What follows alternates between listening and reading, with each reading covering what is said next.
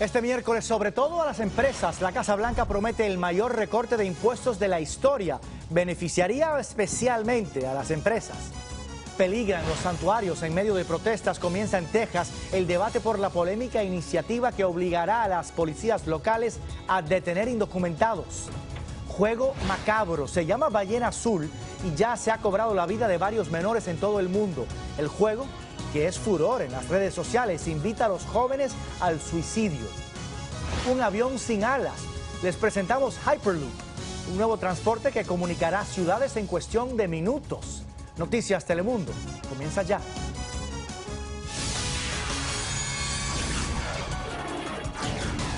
Noticias Telemundo, con José Díaz Balar.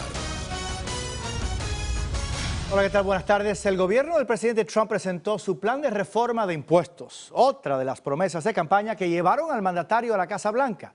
La iniciativa beneficia más que nada a las empresas, que gozarán de una reducción de casi el 20% en los impuestos que pagan. De ser aprobada la propuesta en el Congreso, el recorte de impuestos también beneficiaría a casi 3 millones de latinos, dueños de sus propios negocios. Lori Montenegro nos amplía.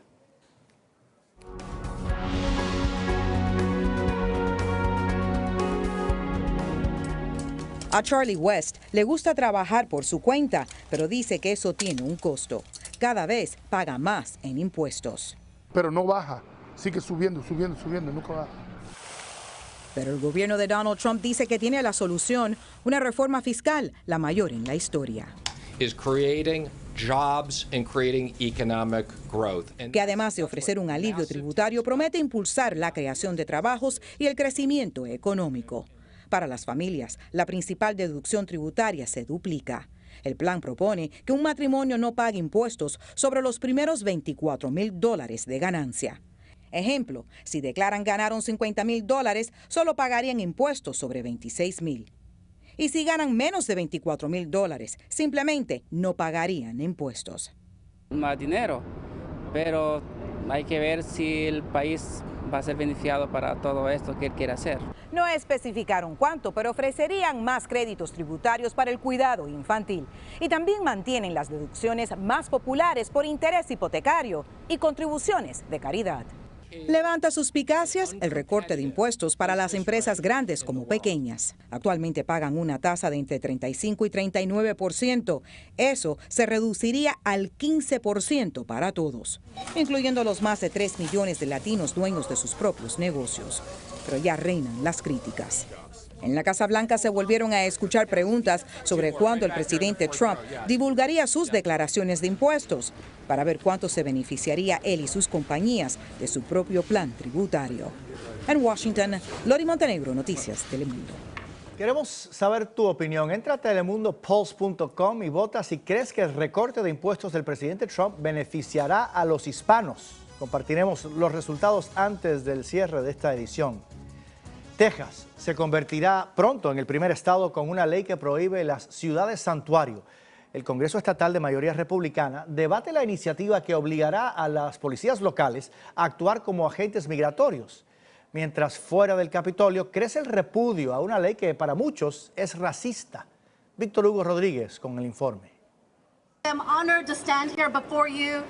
La legisladora de Texas, Victoria Neave, continúa en huelga de hambre en defensa de la ciudad de Santuario. Mi papá vino a este país sin papeles, es ciudadano ya, pero sabemos que esta legislación es un ataque contra nuestra comunidad. Vestida de negro, al igual que otros activistas y legisladores, llegaron hoy al Capitolio tejano para manifestar su oposición a la propuesta de ley SB4, que convertiría a Texas en el primer estado en aprobar una ley antisantuario en Estados Unidos. No nomás los inmigrantes van a tener que enseñar pruebas de ciudadanos, pero personas con el color de piel que yo tengo, el color de piel de nuestra comunidad. La propuesta, que se ha convertido en una prioridad para el gobernador del estado, obligaría a policías y guardias de universidades a cumplir leyes migratorias, incluyendo el interrogar a las personas que detengan su estatus migratorio. Es una propuesta racista que lo único que hace es afectar a nuestra familia y a nuestros hijos principalmente.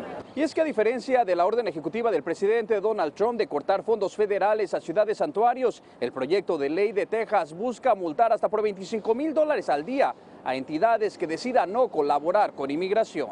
Los propulsores de la medida consideran que estos cambios en la ley son necesarios para evitar que inmigrantes sin autorización sean liberados y luego cometan crímenes más graves. Pero las repercusiones de esta propuesta ya se sienten. Como en mi propia comunidad de Houston, donde hemos visto que mucho de la comunidad migrante ya no está reportando crimen. Y de ser aprobada, podría enfrentar una batalla legal. Víctor Hugo Rodríguez, Noticias Telemundo. Mientras, la Casa Blanca criticó duramente el fallo que bloquea el decreto contra las ciudades santuario y atacó directamente al juez federal de San Francisco, asegurando que es otro ejemplo del indignante exceso de un juez de distrito que no ha sido elegido para su cargo. Una afirmación que sorprendió a muchos por pasar por alto la independencia de los jueces, en ningún caso elegidos por votación popular. El presidente Trump tampoco dejó pasar la oportunidad y redobló sus críticas contra la justicia en un mensaje que muchos consideran como mínimo poco afortunado. En un mensaje, por supuesto en Twitter, Trump atacó al 9º Circuito de Apelaciones por bloquear su decreto contra las ciudades santuario, cuando en realidad la decisión fue de un juez, el juez de distrito William Orrick. Se cumplen 100 días del gobierno de Trump y según las encuestas, ni partidarios ni detractores han cambiado sustancialmente su opinión sobre el presidente.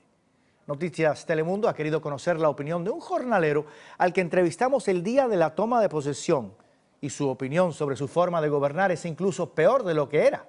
Edgar Muñoz habló con él. Se llegó el día en que nuestra comunidad tendrá que vivir con el Jesús en la boca. Así opinaba Louis Valentine, líder de 4 bases de jornaleros en Los Ángeles, el día en que Donald Trump tomó el poder. Hoy su temor es más grande. 100 días de Donald Trump, ¿son buenos, son malos? Para los jornaleros, ¿cómo los evalúan? Para los jornaleros es malo. ¿Cuándo van a empezar a utilizar o a enfocarse en esta comunidad jornalera para redadas? Si sientes que ha estado incrementando el odio. Ahora, igual que antes, Louis Valentine y sus colegas de trabajo acusan al gobierno de Trump de tratar de discriminar al trabajador inmigrante y catalogarlo como un criminal solo por ser indocumentados.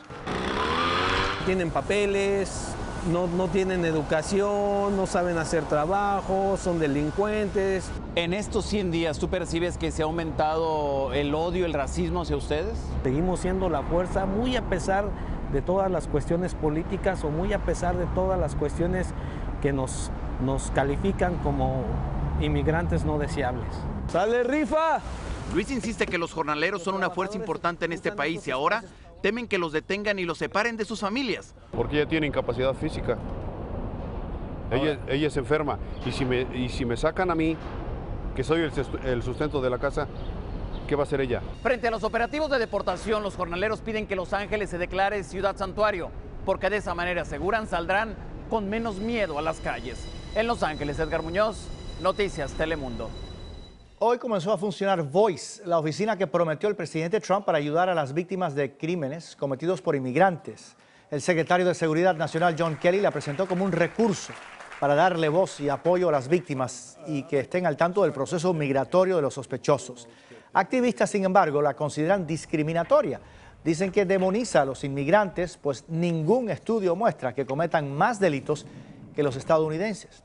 La oficina es operada por ICE, el organismo encargado de las deportaciones. El Chapo al rescate del muro de Trump. Ese es el plan del senador republicano Ted Cruz, quien propone que el gobierno recurra a los millones del narco para pagar la construcción de la muralla fronteriza. Claudia Mendoza investigó qué tan viable es implementar esta polémica propuesta de ley. Las propuestas para pagar el polémico muro del presidente Trump parecen llegar de todas partes. Tras el revés que enfrenta el mandatario al no convencer al Congreso para financiar el proyecto, el senador republicano Ted Cruz presentó en el Senado la llamada Ley Chapo, que pretende que se pague con la fortuna del narcotraficante. Según Cruz, su propuesta tiene el propósito de que el gobierno de Estados Unidos decomise los bienes del ex líder del cártel de Sinaloa. Un tanto creativo, el senador utilizó las iniciales del Chapo para la descripción de la propuesta, Collection Hidden Assets Provide Order, lo que en español se leería como la recaudación de bienes ocultos para garantizar el orden. Para el abogado criminalista Luis Carrillo es muy difícil que el gobierno de Estados Unidos pueda beneficiarse de la fortuna del capo. Si el gobierno de México tiene confiscado algunas cuentas bancarias, algunas propiedades del Chapo, México se va a quedar con esas propiedades. Ted Cruz propone decomisar los 14,000 millones de dólares que se estima es la fortuna del Chapo, mientras que el presidente Trump ha dicho que el proyecto costaría cerca de 22,000 millones de dólares. Para algunos expertos, la propuesta de la llamada Ley Chapo es casi imposible que se convierta en realidad, y más que eso la califican como una campaña publicitaria. Para poner atención al senador Cruz, porque no se va a realizar. En México muchos creen que la propuesta es irreal. Me parece que es un sueño, si quieren hacer el muro. Ahora está por ver si en el Senado le creen o no a Ted Cruz. En Los Ángeles, Claudia Mendoza, Noticias Telemundo. Y esta semana no se pierda la más completa cobertura sobre los primeros 100 días de Donald Trump como presidente de Estados Unidos en nuestras ediciones. Recuerda, los primeros 100 días de Trump aquí en Noticias Telemundo. Un venezolano considerado un héroe en su país por su lucha contra el gobierno de Maduro está en manos de las autoridades migratorias en Miami. Marco Cuello fue detenido esta mañana cuando se presentó a una entrevista sobre la petición de asilo que introdujo en 2015. En la solicitud denunció que había sido arrestado y torturado en Caracas por participar en protestas opositoras. Su abogada niega que haya violado alguna ley migratoria. El único alegato fue que él ha estado en Estados Unidos más tiempo que la visa de turista le permitía, lo cual todo el mundo que estaba esperando su cita de asilo está en las mismas condiciones. En un comunicado, ICE aseguró que Cuello tenía 2 sentencias por delitos menores y en consecuencia violó los términos de su proceso migratorio. Al regresar en Noticias Telemundo, detalles de un reporte que denuncia a 22 gobernadores mexicanos por malversaciones multimillonarias. Y habla con Telemundo la monja que conmovió a los venezolanos con un sorprendente acto de valor.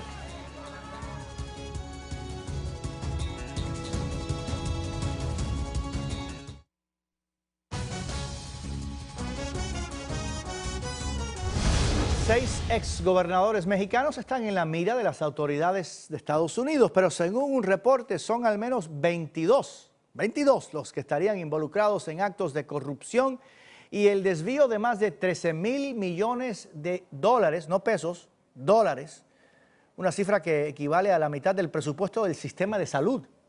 Raúl Torres con el reporte.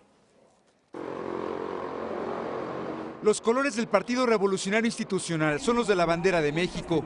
El verde significa esperanza. Esperanza que hoy está manchada de corrupción por 22 gobernadores de este partido. ¿Ya tiene abogado?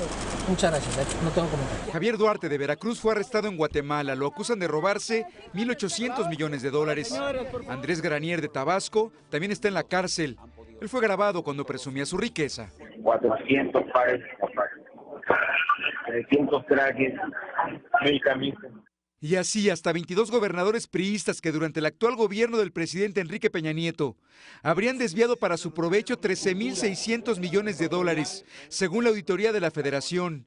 Dinero que representa 6 veces el presupuesto anual de la Universidad Nacional, 9 veces el del Consejo Nacional de Ciencia y Tecnología, la mitad del dinero del sistema de salud o 10,000 millones de desayunos para niños pobres. La Organización Mexicanos contra la Corrupción dice que todo se debe a la impunidad. Mucho más cinismo de la clase política de hacerlo a la luz pública y afectando pues a la gente más desprotegida. Pero además de los exgobernadores priistas que ya están en la cárcel o que tienen orden de aprehensión, las autoridades mexicanas investigan a por lo menos 3 más y a 6 de todos ellos los reclama el gobierno de los Estados Unidos. Tomás Yarrington de Tamaulipas está en una cárcel de Italia. A César Duarte de Chihuahua lo busca la policía. Javier trabaja cerca del PRI. Lo considera una cueva de ladrones. Ya no podemos confiar en nadie. El líder del PRI, a días de elecciones locales, lanzó un llamado. Todos juntos a combatir la corrupción en cada espacio de nuestro país. Aunque hasta ahora solo algunos gobernadores han pisado la cárcel. En México, Raúl Torres, Noticias Telemundo.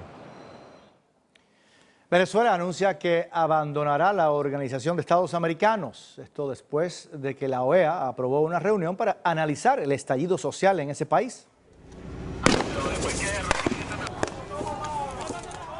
Mientras en las calles las protestas suben de temperatura y la represión policial también. La víctima más reciente, un joven, 22 años de edad, baleado en el estado de Carabobo. Ya son casi 27, no, son 27 los muertos que desde que estallaron las revueltas se han producido en ese país. Además, a la multitud que tomó hoy las calles de Caracas le llovieron gases lacrimógenos y balas de goma por todos lados. Les fue imposible acercarse a la Defensoría del Pueblo, que ha sido su meta desde que comenzaron las marchas a principios de mes. En medio de todo este caos surgen historias que se salen de lo normal, como la de la hermana Esperanza, una monja de 79 años de edad que se ha hecho famosa en las redes sociales por plantarles cara cada día a los militares. Dice que no hay que temer a Maduro, sino a Dios. Adriana Núñez Rabascal habló con ella. Las imágenes dieron la vuelta al mundo. Una monja de 79 años haciendo frente a la fuerza pública en medio de la represión. Yo me acerqué al jefe y dije, ¿cómo es posible? Y esto aquí, usted venezolano, nosotros venezolanos, así. Sor Esperanza irrumpió en la nube de gases lacrimógenos y se dirigió a los guardias nacionales cuando los oficiales impedían el paso de una manifestación opositora que se dirigía a la sede del episcopado venezolano. Justo allí puso a prueba su valentía. O sea, yo no soy miedosa, yo soy muy atrevida, yo mato culebra. Bueno, y si me mata me voy para la vida eterna derechito. ¿Tú sabes lo que es eso? Salir de este valle de lágrimas, como dicen aquellos, ahorita un valle de lágrimas, el valle de Caracas. Aunque su apariencia es la de una mujer frágil y dulce, su verbo es feroz. Hasta en el cementerio hay que hacer con la hora para que le enterre uno por los muertos que hay. Sor Esperanza ha sido invitada a México y a Ecuador para continuar con su preparación religiosa. Sin embargo, asegura que mientras continúe gobernando la denominada revolución, no abandonará a sus compatriotas. Y yo quería ir misionera, quiere decir que yo quería ir a servir en otro país. Y resulta que yo digo, Señor, me dejaste aquí, entonces yo ahora voy a prestarle todo hasta el final de mi vida. Sor Esperanza no es la única religiosa en las movilizaciones contra el gobierno. Durante estas últimas semanas, otras monjas y sacerdotes se han sumado al frente de lucha. En Caracas, Adriana Núñez Rabascal, Noticias Telemundo. Al regresar en Noticias Telemundo, gana popularidad en las redes sociales un juego que reta a los menores a quitarse la vida. Varios han caído víctimas de este asesino cibernético. Mucho cuidado, ¿eh? Y a bordo del Hyperloop podrá viajar de ciudad en solo minutos. Demuestra cómo es posible, en minutos. Los 100 días de la era Trump. Will not pay for the wall. Este sábado desde Washington, Noticias Telemundo. Y este domingo, edición especial de Enfoque. 100 días, decisiones, polémicas, controversias, nombramientos. Desde Washington, todo sobre los primeros 100 días de Trump en Noticias Telemundo y Enfoque. Las cosas como son.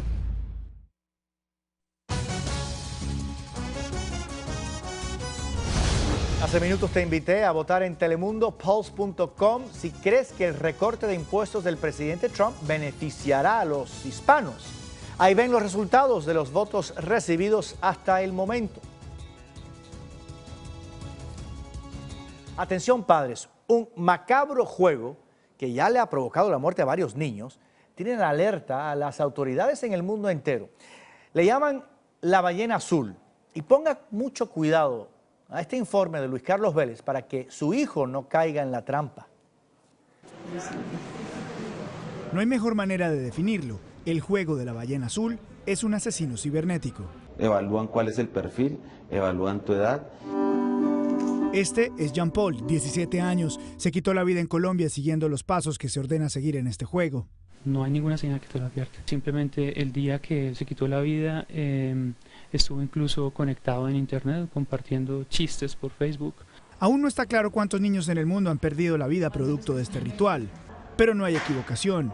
El niño que la recibe está recibiendo una invitación a la muerte. Le preguntó a mi madre sobre, que era posible quitarse la respiración apretándose el cuello. El juego combina una serie de instrucciones que son enviadas por redes que funcionan como retos.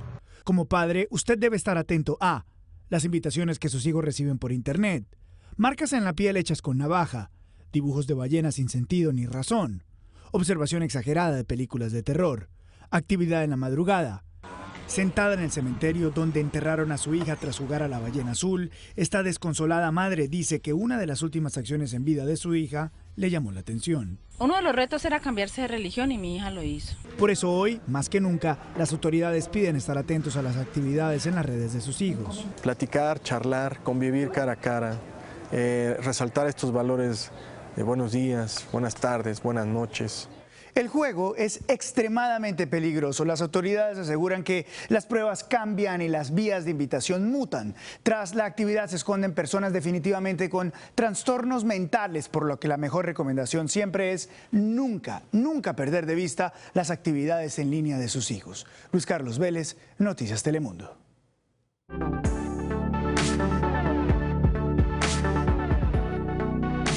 Y hoy en nuestro segmento Tech Noticias, una cápsula que promete revolucionar la manera en que viajamos. Se ve como un tren, pero es casi tan veloz como un avión, capaz de recorrer en solo minutos distancias que normalmente tardan horas. Rogelio Morataglia nos cuenta más ventajas del Hyperloop.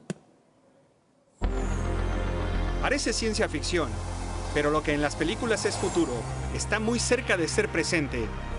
Los largos desplazamientos por carretera serán cuestión de minutos con la nueva red de transporte, Hyperloop. Será como un avión sin alas que se moverá a gran velocidad dentro de un tubo, según el presidente de la compañía. Un medio de transporte que puede desplazarse de 700 a 1200 millas por hora. Una velocidad muy superior a la de los trenes bala y similar a la de los aviones. Por ejemplo, recorrerá la ruta Miami-Orlando en 28 minutos. Resulta difícil de creer, pero así es. Solamente tomaría 28 minutos. En avión, por ejemplo, la misma ruta, Miami-Orlando, se cubre en 1 hora. Pero si sumamos los contratiempos más comunes de los aeropuertos, ese viaje puede tardar hasta 3 horas. El mismo trayecto en coche toma un promedio de 3 horas y 45 minutos. En bus, 4 horas 15. Y en tren, poco más de 5 horas. La ruta Miami-Orlando comenzaría a funcionar en 2020.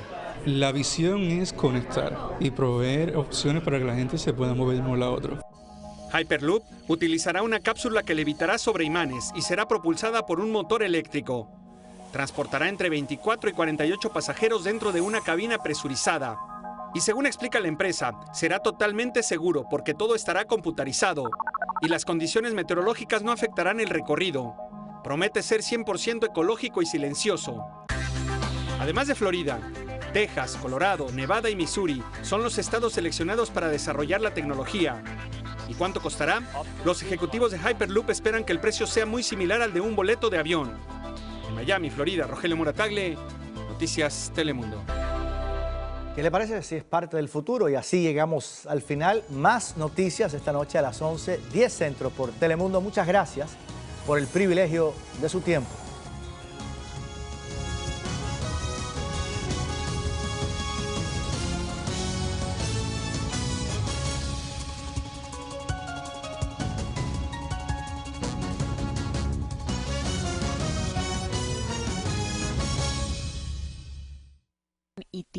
Miles de millones de razones, dice Alex Mora, por las que al Departamento de Impuestos no le interesa cooperar con inmigración.